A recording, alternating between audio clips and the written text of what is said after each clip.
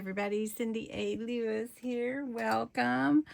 I am telling you what, I love this advent calendar, Home for the Holidays by Homeworx, Slatkin and Company. Today we are on day 9 of Season's Greetings. And the reason I'm behind is because I got this late. But I love these little candles, and I'm going to be able to enjoy them all year until I burned them all out, right? And then we'll have 3 more days to enjoy these lovely scents. So day 9 is this pretty green one. It's called Season's Greetings. Oh, juniper sprig, winter mint, red currant, and balsam.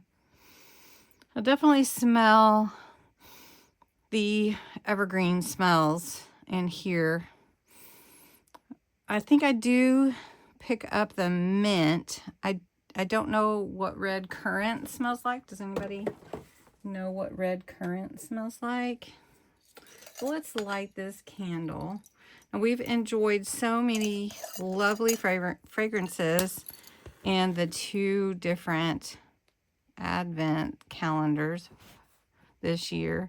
And I just want to thank you for joining me. I know we finished our crystal arts, the diamond painting type advent calendar. We finished diamond press.